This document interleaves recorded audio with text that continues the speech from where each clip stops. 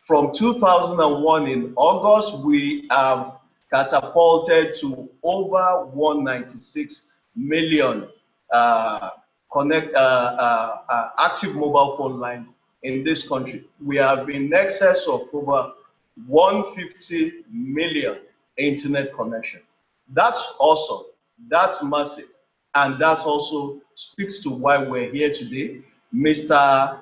Teniola will be speaking to how data privacy and data protection affects this massive consumer base that we're speaking to today.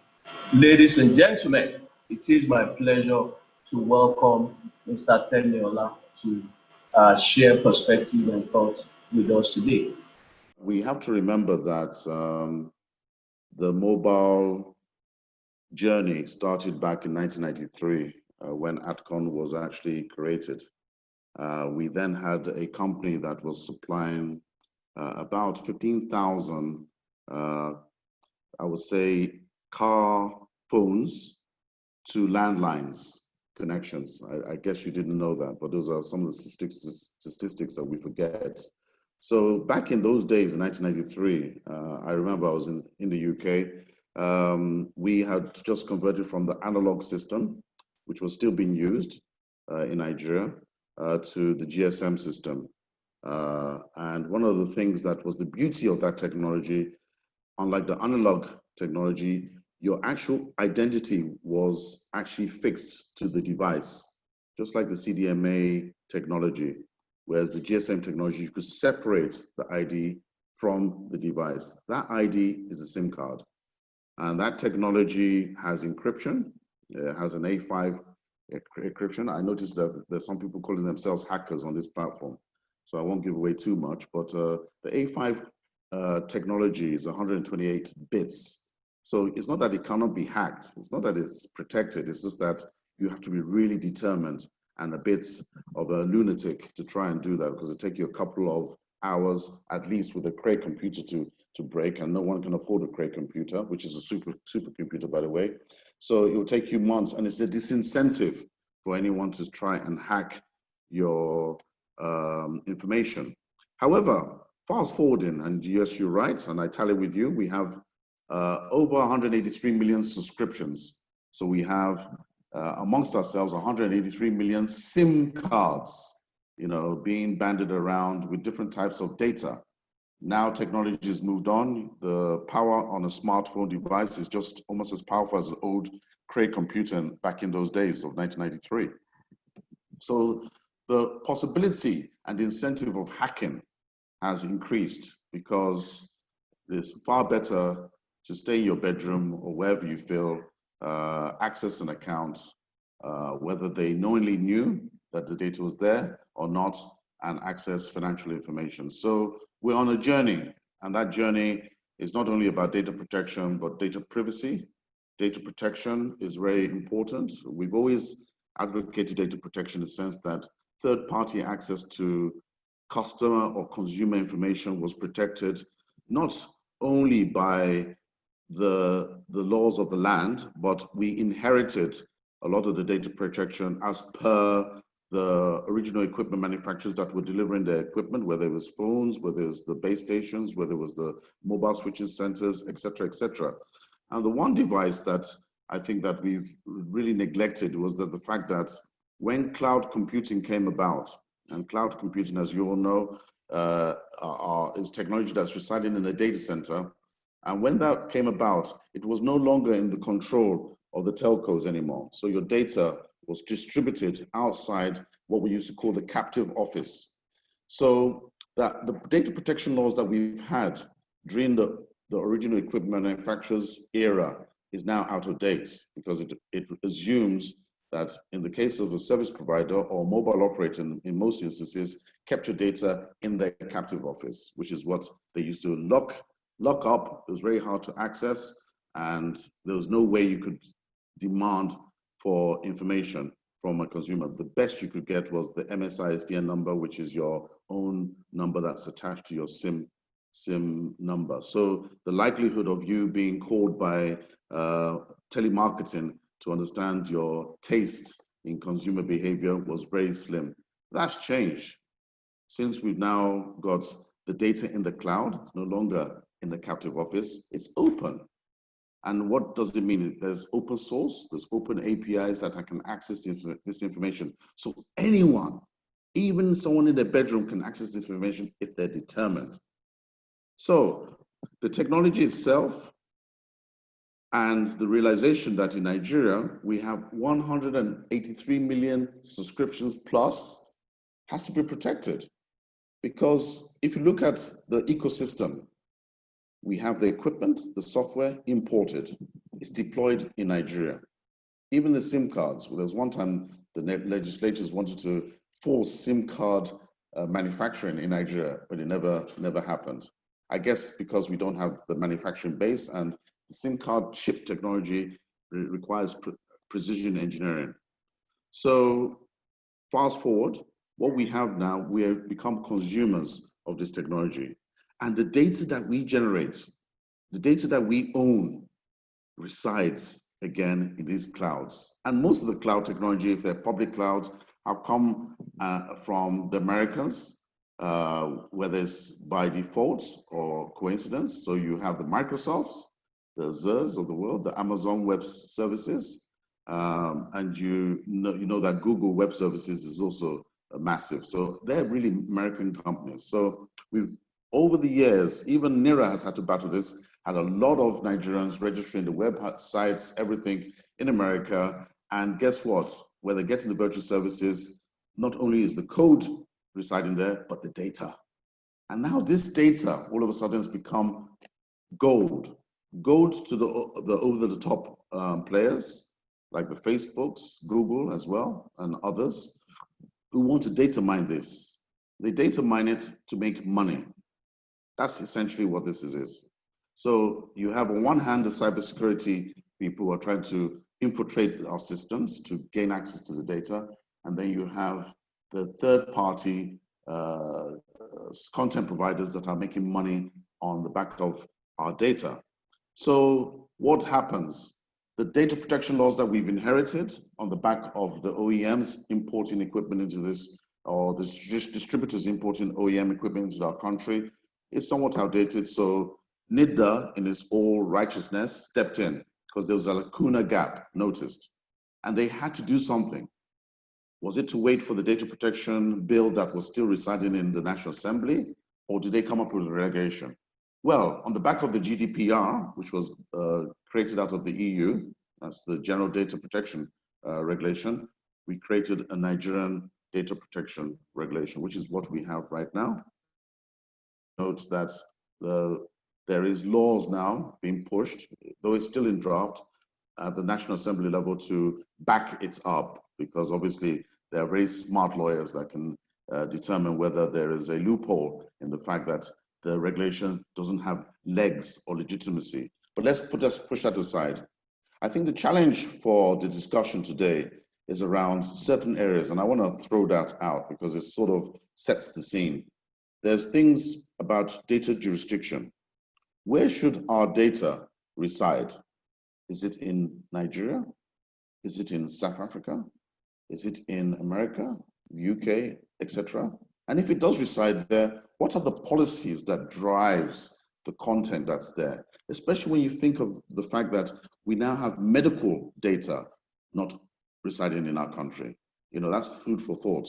So you have your personal, private data being accessed by outside third-party APIs. Then you have the issue around data sovereignty, and this is one for the lawyers. What do we mean by data sovereignty? Is it just the fact that we have a data center that should be located in Nigeria? Because then you have to argue about the globalization of hyperscale data centers. And these are massive data infrastructures that cost billions of dollars, run by the biggest tech companies, and they've regionalized the world. I think we're region number 5 in terms of the mapping in Africa. Africa is region number 5 in the mapping of these tech companies. And they are going to locate these massive billion-dollar data centers, hyperscale, somewhere, and it may not be in Nigeria. And you know what? It's more than likely your data is going to be residing there because of economies of scale. Then we talk about digital rights. I like this one because Bega Sessan, and I know Shina knows him, started this off on the back end of our Nigerian broadband plan of 2013-2018. He realized that the focus on the supply side of the Nigerian broadband plan, which is rightly so, but didn't think about or didn't address really the demand side, which was the consumers. So the consumer rights on digital rights is really important in terms of intellectual property. And we have a huge Nollywood base. We have a huge music base. The intellectual property, the digitization of that content, who is owning it? Who is benefiting it? And more importantly, how is it monetized? Because remember, if you don't create local content and you're not using Mohammed Rubman's IXPN to create local peering, guess what? That data resides outside and is coming into the country, and we're actually spending more money bringing the data in when it can actually be located locally. And those Nigerians that are in diaspora that still want to enjoy, like Olu Ogundare is in London now. He might still want to watch that Nollywood program. If the data is resided here, guess what? We have a potential of earning dollars for him to access that information. Now, the reality, and I think this is much more pertinent to our industry, because I'm aware of the time. We have a SIM registration database. And you've heard recently that NIMSI, the Nigerian identity number, is now under the purview of our ministry, the Ministry of Communications and Digital Economy. And some people might argue, why did it shift from the SGF presidency oversight to the Honorable Minister's Office? Now, let me say something. There's something called data management, database management, or data management. And it's not always about technology. The biggest issue we have in Nigeria right now is that we have too many silos, far too many silos. And one of the things we've got to overcome is, okay, put the network aside. And I think we've done a great job in our industry to harmonize our data. You know why? Because the OEMs force it on us. The home location register database cannot just be siloed. So your SIM registration database, you know what, is built around the home location registration database. But there's some certain information like mapping information, location tracking information, that home location registry that we cannot publicize. We're not allowed to. By the way, it's dynamic data. But imagine if we didn't have an NDPR, some very smart Alex with an open API can access that information. So we have to remove these silos. And one of the moves that the president has made by bringing NIMSI, and it could be controversial, political statement, under the Ministry of Communications and Digital Economy, is to ensure that they work as one team, that the APIs accessible to NIMSI is also accessible to the telcos. And the APIs that the telcos provide to NIMSI is available. You get what I mean? Instead of going through different ministries, which, with any government, it requires a lot of red tape and bureaucracy, and we will never get every Nigerian registered under the NIM program if we pursued that method of approach. So the challenge right now is that we have a SIM registration database, like Shina Badaru my brother has actually highlighted, that has 183 million records. And I can assure you right now, with every confidence, that those records are not unique. There are one-to-many mapping. Why do I say this? There are some devices right now that represents 10% of that figure that are connected to devices. They're not human beings. Where are they located? No one knows. They could be located in Niger, Mali, Benin Republic. You don't know, but connected into our network, accessing Nigerian data. Then we have many individuals. I think there's one instance reported where one individual has 1,000 SIM cards. My gosh, 1,000 SIM cards. What is one individual doing with 1,000 SIM cards? And remember, they didn't register the name 1,000 times. So there's an issue about validity, robustness, veracity of the data that we stored in the SIM registration database. Remember, the SIM registration database was a concept introduced by one of my past presidents, our past presidents, back about 10 years ago. And why? Because the prepaid platform, which is predominant in Nigeria, most of us, we charge our phones, whether through the banks, because we're a prepaid platform, as opposed to a postpaid platform, which is much more prevalent in the UK, is because there isn't any credit facility database check-in, no credit checks. So no operator under ATCON is prepared to risk their investment without you paying first, and then they're rendering the service. So that SIM registration database was meant to just ensure that your MSISDN was associated with a person. But that person could be any person. So if we're trying to override a policy on top of a SIM registration database that was just trying to fulfill the minimum requirements of saying this number belongs to X, B, or C, then what we've got is that we have a database that you cannot rely on for security issues. Cybersecurity is one of the challenges that we face in this country. So we need to have the coupling of the NIMC, interoperability with other databases in a manner that ensures that any policy you bring out can be executed. Then finally, on my final note, because I notice I just want to spend one more minute, is the issue around how do we police? And yes, I understand there are DPCOs, but do they have the skill sets to really debug the internet protocol? Really, do we have those skill sets? Because there's one thing running an operation, and I know that it's been proven. Nitel experience is one example. That's why we have a very vibrant telecoms industry. Private sector drives this, not government, private sector. And the challenge I put to anyone on this platform, yes, you might be a lawyer, but if you're not up to speed with the Internet Engineering Task Force, you know what? It's as if they're going at the speed of light and law is going at the speed of sound. I would still like to bring you back to this issue of the enabling laws for data privacy and data protection.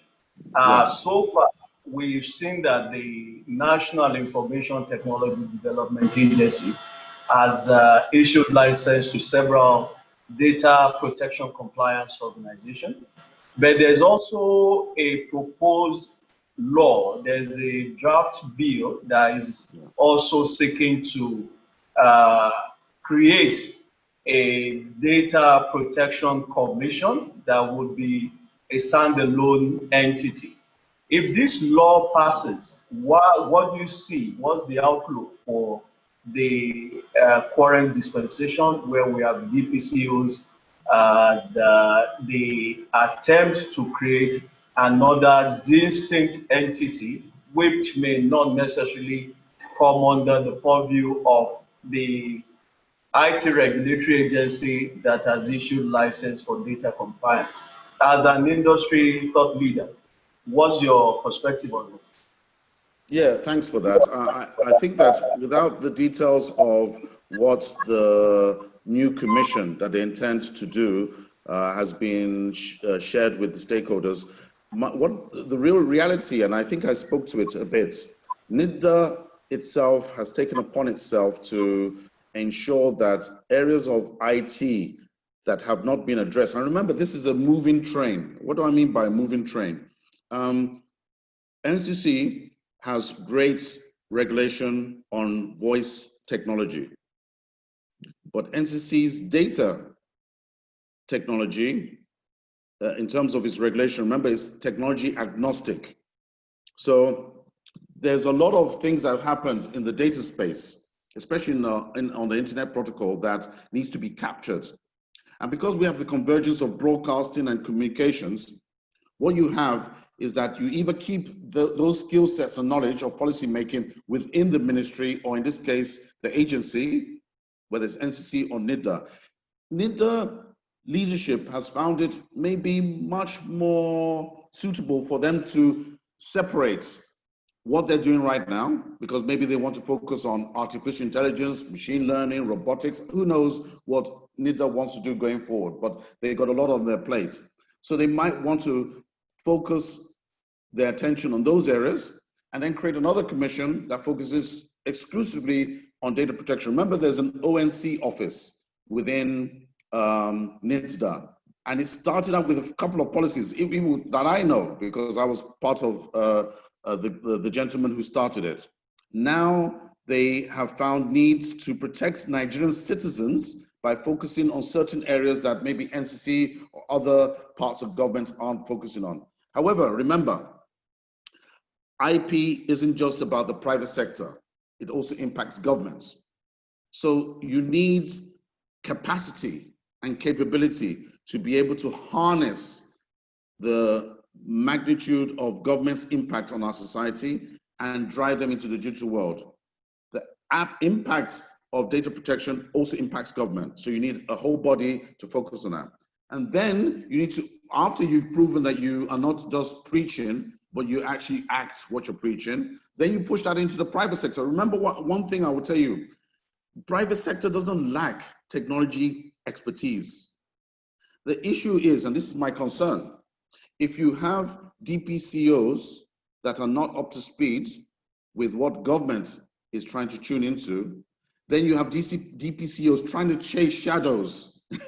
I'm telling you, trying to chase shadows, because the things that are going on in labs that the private sector are up to, the government government's not aware of. And we're talking about data. Data, remember, this is the key new oil. So what we need to establish is, why is government creating a new commission? Are they going to employ different sets of skills to come in, whether they're psychologists, musicians, IT experts, or ethical hackers? It doesn't really matter. And then are they employing lawyers that are going to bring out what comes out of this Data Protection Act when it comes to fruition, to support the work that they're doing in the Data Protection Commission, or NIDSDA, as it is right now under the NDPR that they've fashioned out as a regulation? Those are the $6 million questions I can throw at. It's not that it's wrong to think of creating a new commission, but it needs to be synergy. Otherwise, what you have is, this is not about paper pushing or administrative work. This is about proactive. And I'm not seeing government do the monitoring and proactiveness as much as I would have wished they could do, but maybe it's just an issue of skill sets. Thank you. Mr. Olusola, there's a question from one of the participants who wants to know, well, you are a key industry thought leader, so he wants to know from you, why is Nigeria not up to speed on 5G? The senators have deemed it fit to request input from critical stakeholders before they make a decision as to whether 5G is fit for use in Nigeria. As you know, and I like to share this with everyone on this platform, because I know it will go out into the media, it's important that Nigeria develops its own use cases. I really am for technology adoption. I have no problem with that. 5G is different. 5G creates latency, creates speeds that we've never seen in our life on wireless technology. It exists in wireline. You know, optic fiber can go much faster, but we're talking about wireless devices. So it provides an opportunity for us to build an economic base of 200 million plus Nigerians that can leverage it. But what we don't want is to adopt other countries' use cases, in the sense that our data is being used in a manner that doesn't benefit us. So careful thinking needs to be done before we rush into 5G, when we've not even rolled out enough 4G. Right now, we're at 40% penetration of 4G. The broadband plan of 2020-2025 speaks of 90% by 2025. 5G is a better technology to be rolled out on the back of 4G as a non-standing standalone deployment, as opposed to just pushing 5G into certain nightclubs or hotels or enterprises that can afford it. So you have patches of 5G rollout, which is not the aim. 5G is for every citizen, and that includes those in the rural areas. We need to fix the rural area issues before we rush into 5G. So 5G as a technology is there. It's just whether we're ready as a nation to adopt it right now.